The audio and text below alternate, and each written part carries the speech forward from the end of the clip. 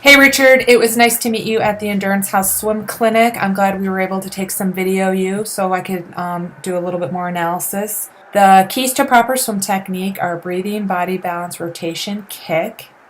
I look at that first, and then I look at the three main phases of the stroke: recovery, what's going on with your arms out of the water, because that will affect how you enter the water, and how you enter ultimately affects how you pull, how you do the catch and the push all the way behind you past your hip.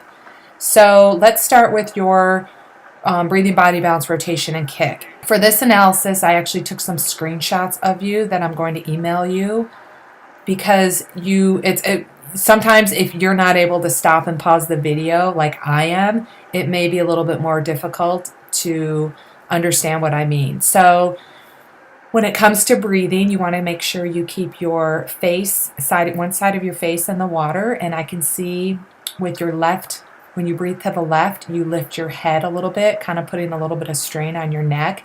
I can definitely see that that's the less dominant, more uncomfortable side. And so that's something you just want to kind of keep in mind, be mindful of. It's most important to be able to breathe to your dominant side before you add that left side or the non-dominant side breathing pattern. So it's not a prerequisite that you have to bilateral breathe. So I just wanted to point that out.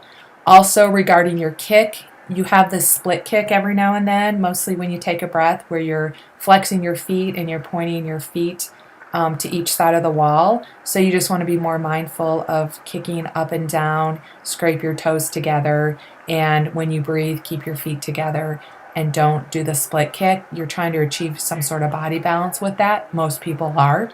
So I wanted to point that out. Rotation, you do have rotation because you do breathe to both sides. But I want you to know, when you think about rotation, when right arm enters, rotate on your right hip. When left arm enters, you rotate on your left hip. But what's really driving the rotation is your underwater catch and push, which you have a little bit of a weak area in that phase of the stroke. So let's move on to the three phases of the stroke. High elbow recovery. What I would like to see is you leading more with your elbow up and entering with your fingertips below the wrist, below the elbow. You can see in the screenshot, or you can pause your video.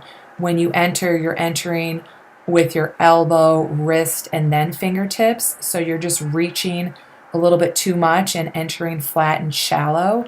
And so the drill that I think would help you most is going to be the thumb slide drill, because that's also going to help you with body rotation.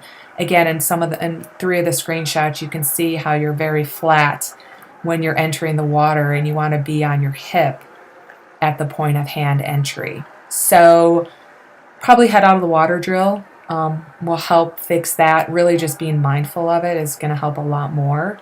And then moving on to the catch and the push that make up the pull. Ultimately, what we're trying to happen when you become a more faster, more efficient swimmer is to pull the greatest amount of water with every arm stroke. And you're not doing that because of your hand entry. So really working on the thumb slide and head out of the water drill comes first, being mindful of your rotation and your kick.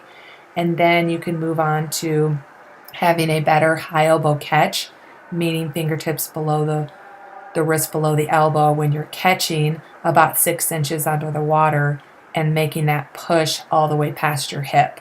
That's it. I mean, you kind of have a lot to work on, but you've already made some progress. And if you really kind of break it down, you'll continue to make progress. If you have any questions, just send me an email, and make it a great day.